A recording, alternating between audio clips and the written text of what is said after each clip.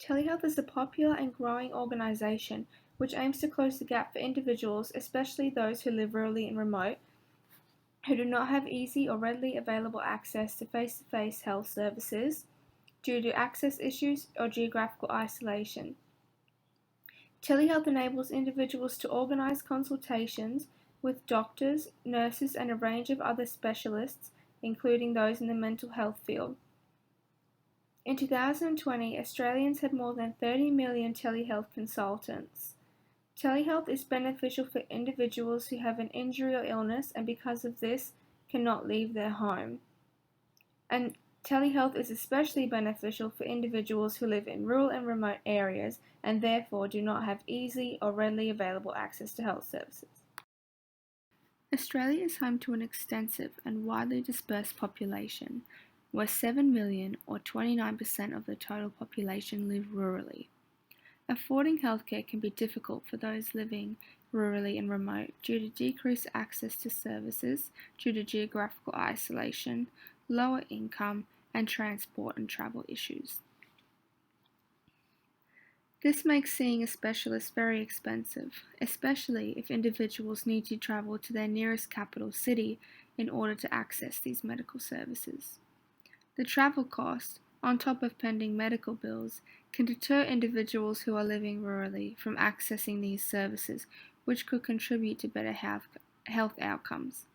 Overall, this can contribute to burden of disease and result in poorer health outcomes. As outlined by the Heart Foundation 2021, cardiovascular disease affects more than 4 million Australians, killing 118 people per day or one person every 12 minutes. Cardiovascular disease costs the Australian economy $5 million every year. In 2019, coronary heart disease was the leading cause of death across all remoteness areas in Australia. Indigenous Australians living in Central Australia develop heart failure on average 20 years younger than the general population. As per the Australian Bureau of Statistics 2019, there is an increasing amount of individuals living rurally and remote who are developing cardiovascular disease. This is the case as individuals who live in rural and remote areas partake in more health risk behaviours compared to those living in metropolitan areas. These behaviours include, but are not limited to, alcohol consumption, increased tobacco use, decreased physical activity, and decreased intake of sufficient fruit and vegetables in their diet. Other factors which are non-modifiable, such as health history, family history, also contribute to the development of cardiovascular disease. Individuals who live in rural and remote areas can utilise the different types of telehealth services in order to organise a consultation of their choosing with a specialist, doctor or nurse. This can be achieved through a variety of different means, such as the use of a satellite phone, video conferencing, standard phone calls, or via email or fax. This is convenient for the population as it can be done from the comfort of an individual's own home and provides multiple avenues for individuals to access telehealth even without adequate internet. Some examples of how telehealth is used in rural areas include a study which showed that telehealth can be successfully applied to the management of patients with a spinal fracture, which allowed the patient to be cared for in their local rural hospital and offered opportunities for allied health professionals to upskill and work to their full scope of practice, while also providing cost efficiencies for the health service. Another innovative application of telehealth was an integrated approach to oral health in rural aged care facilities, with an oral health therapist screening residents using an intraoral camera probe that was transmitted a live feed to a dentist in another healthcare facility. In rural and remote education settings, speech pathology therapy services have also been able to overcome limited connectivity issues by successfully using low bandwidth video conferencing facilities. Telehealth utilizes many different modes of communication. Some examples are video communication, which is where patients sit in front of a camera and look at a screen and communicate with healthcare teams. Health apps, where patients can record symptoms and changes and access their healthcare plan. And telephone, where patients will have their consult with doctors, nurses, or specialists over a phone call. Nurses use these to particularly help people living in rural or remote locations where seeing a specialist can be challenging. Telehealth nursing is a way to help connect rural and remote Australia to metropolitan areas when it comes to health services. They can achieve this by having nurse-run clinics where patients can go to seek advice and get in contact with their doctor and or specialist and arrange appointments for phone calls and video conferences. Metaxen et al. Explains, telehealth nursing is a tool for delivering nursing care remotely to improve efficiency and patient access to healthcare. Nurses utilize telehealth to give patients located in rural and remote settings in Australia the opportunity to receive the same quality healthcare as their metropolitan counterparts. Nurses using telehealth also bridge the gap between patients and their doctors as they can help fill in the missing gaps of information from patient to the doctor. The nursing profession uses telehealth to assess and help patients over the phone if they cannot see someone in person. Arkansas State University writes, examples of the nurse's responsibility in this role may include assessing symptoms, discussing medication changes, providing helpful tips for management of chronic condition. The nursing profession utilizes telehealth in order to help patients with their condition and or sicknesses. Telehealth can be via phone call or even a video link to get updates on a patient and how they are feeling and if their symptoms have changed. In Australia, 13Help is a prime example of the nurse's role in telehealth. If you call the number to talk to a nurse and they will advise you if you need to seek emergency treatment or if you can wait and see a GP. Bashir and Bastola state telehealth nursing focuses on patients' long-term wellness, self-management and health. Nurses who work with telehealth take all the necessary steps to help patients manage their own conditions without the need of needing to travel to a GP. Nurses need to have good communication skills in order to reach the full potential of telehealth and to make the patient outcomes successful. Telehealth nursing is effective in rural and remote Australia as there is a vast amount of land to cover and travelling for patients can be quite expensive and make them less likely to seek healthcare as they could be putting their jobs at risk, missing their family due to travelling, which can lead to them self-diagnosing and not receiving the right treatment, which can be harmful, if not fatal.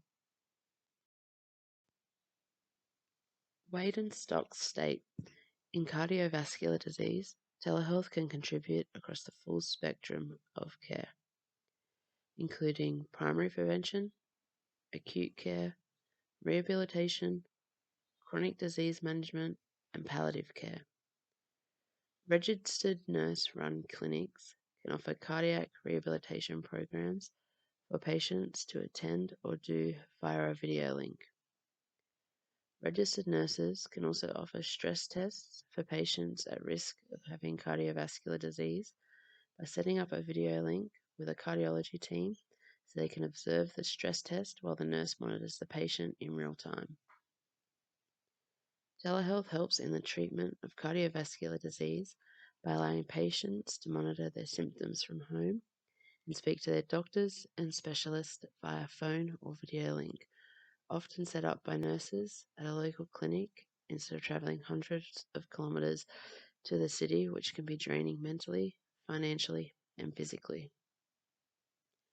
Day, Milner, and Johnson say, we conclude that our experienced nurses used the tools of telehealth, monitoring, and self-care and video conferencing to coach, supervise, guide, and accompany patients through an organizational transition.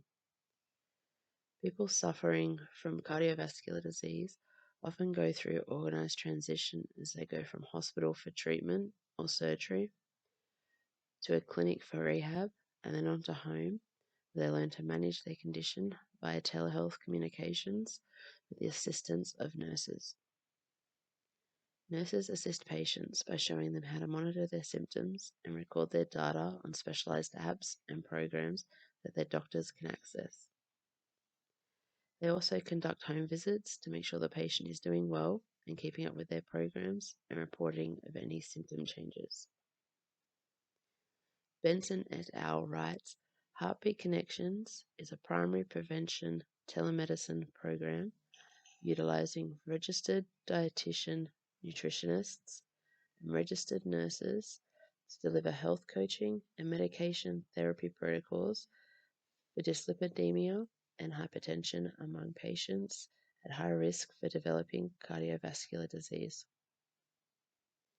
Registered nurses are being used to help patients at risk of cardiovascular disease with how to properly use their medications.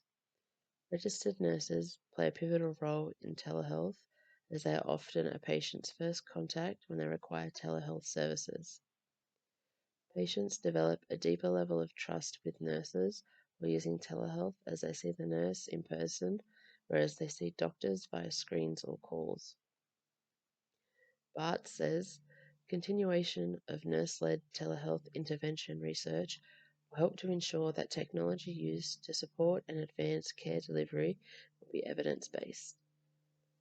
By ensuring that telehealth is led by nurses, these services will be tailored around how to best serve the patient and what will work best for nurses and patients to document and communicate the symptoms and the information needed to best suit the patient's needs. Registered nurses advocate for the patient's wants and needs. The gap in health services for cardiovascular disease in rural and remote areas means nurses are pushing for telehealth services to help the community they are a part of and to help their patients receive the care that they are entitled to. Feros Care is a national disability insurance scheme company which provides clients who have cardiovascular disease with access to telehealth nursing from rural and remote locations. They do this by providing patients with a touchscreen computer and monitoring equipment that transmits data such as blood pressure, heart rate, blood sugars, temperature, and oxygen levels to a registered nurse for review. You can then organize a video call or conference with the registered nurse to discuss these results. Benefits and barriers to telehealth. Considering the rising costs of healthcare, low economy, problems of hiring and retaining the health practitioners in rural areas, telehealth services can effectively and efficiently improve access to healthcare services. Well, there are benefits as well as barriers of this healthcare system. Benefits to telehealth. Following are the benefits of telehealth. Affordable care. It reduced travel cost. It avoided costly hospitalization and surgeries down the line due to the early detection of diseases. Telehealth visits and remote patient monitoring can reduce final bill for the patients. Then, faster care delivery. Drastically reduced wait times to see a specialist, physician, or to get an emergency care, which can help to improve patient engagement and satisfaction within the healthcare system. Reduced risk of infection. Telehealth is a contactless solution to diagnose, triage, and potentially treat patients during an outbreak. Accessible care. Telehealth provides access to high quality care quickly. It reduced inconvenience for not traveling long distance to access a service. Improved disease management and patient outcomes. More efficient care and support from a team of specialists and physicians. Telehealth gives on demand access to disease management tools to the patients.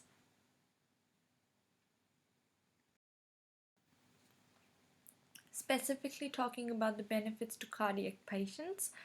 For example, down below is the model of care. The way it works is the patient has a telehealth consultation with the pharmacist up to 2 weeks before their heart specialist appointment. The patient's usual medicines, their medicine adherence, and their cardiac health are discussed.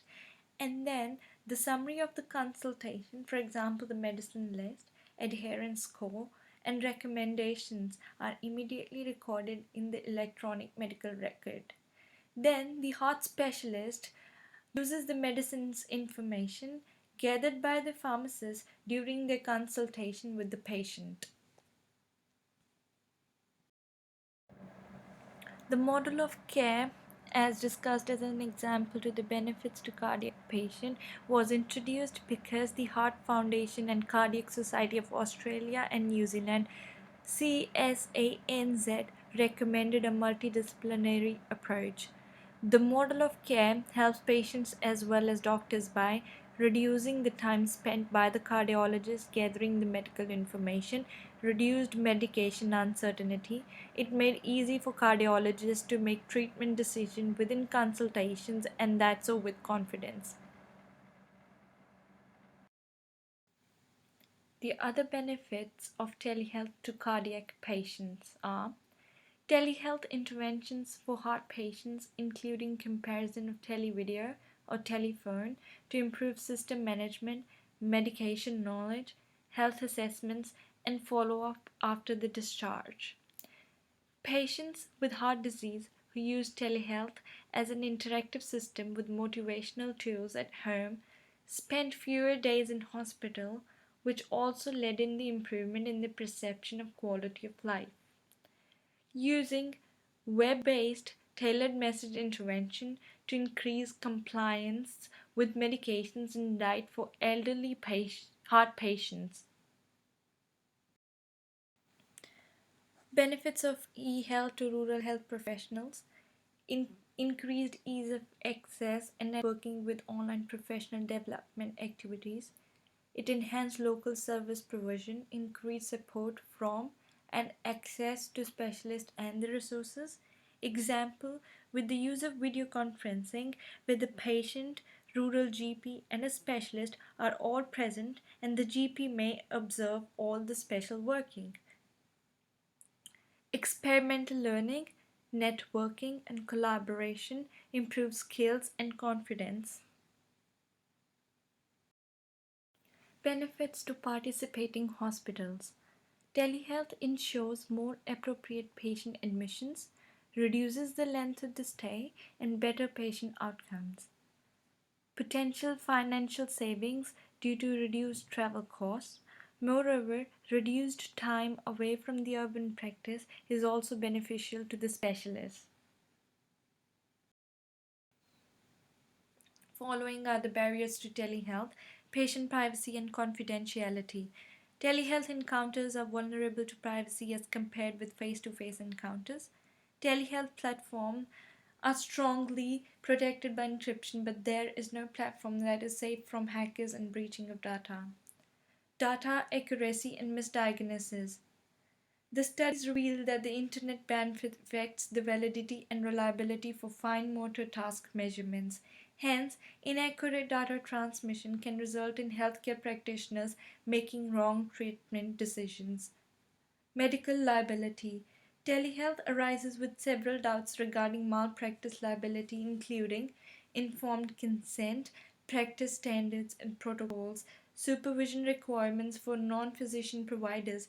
Hence, existing principles of malpractice liability to telehealth is not straightforward, especially when it's not clear what an appropriate standard of care is. Equipment skills. These are the skills that are required to use new equipment.